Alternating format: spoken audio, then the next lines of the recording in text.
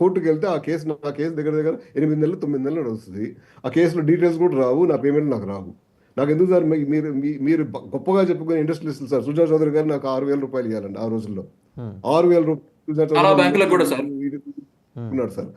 నామనాయసరావు Madhucon granites అంటే సమాధుల మీద రాళ్ళు పెట్టుకునేది సార్. అలాగే బ్రోషర్లు వేస్తే 90,000 బిల్లు ఇవాళ కూడా రాలేదు సార్ బిల్లు. సో ఇట్లా మీరు నాయకులు అని చెప్పుకునే వాళ్ళే డబ్బులు ఇవ్వరు. సుబ్రహ్మరెడ్డి గారి దగ్గర కూడా చాలా డబ్బులు రావు. ఆ రోజు జగదీష్ ప్రసాద్ కనూరి గారు మన ఆంధ్రజ్యోతి మొత్తాన్ని మెయింటైన్ చేసేవాళ్ళు. జయప్రసాద్ గారు కనూరి గారి దగ్గరికి వెళ్ళి అడ్వర్టైజింగ్ దాంట్లోకి వెళ్ళి, సార్ మాకు ఇట్లా సినిమా యాడ్ ఒకటి వచ్చింది సార్, అది వేస్తాం సార్ అంటే, కిరణ్ గారు మీరు ఏ యాడ్ వేసినా పర్లేదు, సినిమా యాడ్ అయితే అప్పటికప్పుడు డబ్బులు కట్టి తీసుకోండి అని చెప్పేవాళ్ళు. ఎందుకంటే మాకు రావాల్సిన డబ్బులు పద్మాలయ నుంచి కానీ సురేష్ దగ్గర నుంచి కానీ రావాల్సిన డబ్బులతో ఆ చలన చెక్కులతో మేము తోరణాలు కట్టుకోవచ్చు అండి, ఇక్కడి నుంచి అక్కడ దాకా అన్ని చలన చెక్కలు వస్తాయండి. మనకి వ్యాపారంలో నమ్మకం అనేది మర్చిపోయాం సార్. ఇప్పుడు మీకు వాసు గారు, నేను మీకు రేపు 100 రూపాయలు ఇస్తాను అనుకోండి, ఆ రోజు 100 రూపాయలు ఇస్తే మీకు అవసరం తీరుతుంది, నా అవసరం తీరుతుంది. నేను మీకు ఇస్తానని చెప్పి మీ ఆశ పెట్టి 6 నెలల తర్వాత ఇస్తే మీకు ఆకలి తీరదు, నాకు ఆకలి తీరదు. మనము ఒక రకమైన ఈక్విలిబ్రియం, ఒక రకమైన ఈక్వల్ బిజినెస్ సెన్స్ అనేది పెట్టుకోవడం మర్చిపోయాం. ఒక కోర్టులు కూడా మన కరెక్ట్గా టైంలో అరే ఇది నష్టపోతారు అంటే అనేది చూసుకోవడం మానేసింది. అంటే మేము 15 మంది ఆ రోజున 5,000 రూపాయలు పనిచేసేవాళ్ళం. మా 5 రూపాయలు వేలే కాస్తారు. ఈ లేట్ పేమెంట్ల వల్ల మీడియాలో పనిచేసే మీకు కూడా లేట్ పేమెంట్ అవుతుంది. అందువల్ల ఇప్పుడు ప్రసాద్ గారు కానీ మోహన్ గారు కానీ ఎందుకురా బాబు ఈ ఐటీలో టైప్ కొట్టుకుంటే డబ్బులు వస్తాయని చెప్పి ఇక్కడ అమెరికాకు వచ్చాము. మన మన మన పరిస్థితి ఇవన్నీ మన బేస్ పరిస్థితి ఇదంతా. మనకి ఆ రోజుల్లోనే మీడియాలోనే అరే కరెక్ట్గా పేమెంట్లు వస్తే నాకు 5,000 బదులు 30,000 20,000 40,000 వచ్చేది. 12 లక్షలకి అపార్ట్మెంట్ కొనుక్కునేవాడినాము.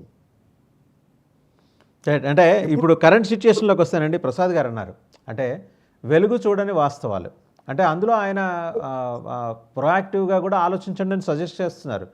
మేధో వలసని అరికట్టేసి మోడీ ట్రంప్ చెబుతుంది కూడా అదే, మీ దేశాన్ని మీరు పోనరాని ఇక్కడ చదువుకున్నారు కదా, సంపాదించారు కదా, వెనక్కి వెళ్ళి మీ దేశాలను డెవలప్ చేసుకోండి అనే మాట చెబుతున్నారు అనేది అంటున్నారు. బట్ ఒక్కసారిగా మీరు ఫ్రైటింగ్ ఒక భవంతి భూకంపం వల్ల అలా కదిలిపోతే లోపల ఉన్న వాళ్ళకి ఎలాంటి భయాందోళనలు వస్తాయో, ఇప్పుడు ఫణిమోహన్ ఇందా చెప్తున్నారు 400 మందిని ఒక్క రోజులో వేటు వేశారట. ఇలాంటి పరిస్థితులు రాబోయే రోజులు ఇంకా ఉన్నాయా అని అడుగుతున్నానండి. అంటే 100% ఉంటాయి సార్. అంటే కొన్ని ఇప్పుడు అదే చెప్తున్నాం కదా సార్, వేవ్ ప్రకారంగా మనం ఏ వేవ్లో మనం మార్కెట్లోకి వచ్చామనే దాన్ని బట్టి మనకి ఇబ్బందులు ఉంటాయి సార్. అంటే జాబులు పోయే టైము ఉంటుంది. ఇప్పుడు కోవిడ్ టైంలో అక్కర్లేకుండా కూడా చాలా మందిని హైర్ చేశారు. సో అది చూసాము, ఇది చూసాము. అంటే జాబులు పోవటం అనేది 100% ఇక్కడ ఇది క్యాపిటలిస్ట్ ఎకానమీ సార్. ఇవాళ రోజు మీ అవసరం నాకుంటే నేను ముందు ఉంచుకుంటాను, లేకపోతే మీ అవసరం నాకు లేనప్పుడు తీసేస్తాను. అది 100% ఇక్కడ నడుస్తుంది. కాకపోతే అమెరికాలో మన ఇండియన్ H1Bతో సంబంధం లేకుండా అది అమెరికాలో సహజం అది. సో అంటే మనం ఇబ్బంది ఎందుకు పడుతున్నాం అంటే మనం ఆ బిజినెస్ లోనే ఎక్కువ టార్గెట్ అయ్యి ఎక్కువ ఓరియంటెడ్ గా ఉన్నాం కాబట్టి మనకి H1లో ఇబ్బంది అవుతుందేమో అనుకుంటున్నాం తప్ప ఇదన్నీ మామూలుగా అయ్యాయి సార్. కాకపోతే ఇప్పుడు ప్రసాద్ గారికో నాకు పెద్ద ఇబ్బంది ఉండకపోవచ్చు, ఎందుకంటే మేము సిటిజన్షిప్ కూడా తీసేసుకున్నాం కాబట్టి. ఇక్కడ ఎక్కువ మందికి H1 వాళ్ళకి ప్రాబ్లం ఏంటంటే అండి, అప్పుడు అంటే మేము 2001లో 2002లో వచ్చినప్పుడు ఒక 6 నెలలు 7 నెలలు జాబ్ లేకపోయినా మాకు ఇబ్బంది ఉండేది కాదు. కానీ ఇప్పుడు పరిస్థితి ఏంటంటే H1Bలో ఉద్యోగం పోయింది అని అంటే మహా అయితే 1-2 నెలలు ఆ పాత పేమెంట్లు వస్తుంటాయి. ఆ తర్వాత నుంచి గవర్నమెంట్కి ట్యాక్స్ కట్టుకుని మరీ ఉండాల్సి వస్తుంది. ఎందుకంటే మీరు H1 ట్రాన్స్ఫర్ చేయించుకోవాలన్నా చేయించుకోవాలన్నా మీ కరెంట్ పేచెక్ కావాలి.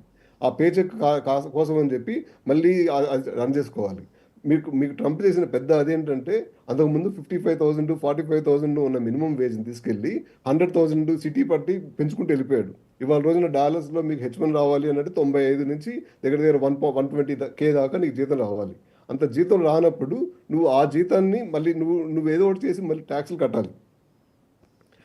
అది బాగా ఎక్కువ ఇబ్బంది పడుతుంది మనల్ని. అదే అంటే మనం మన భాషలో చెప్పుకోవాలంటే చారణ కోడికి బారణ మసాలా అన్నట్టు ఎగ్జాక్ట్గా ట్యాక్సులు కట్టడం కోసం సంపాదించాలి, పన్నులు కట్టడం కోసం. ఫణిమోహన్ గారు, could you please add something?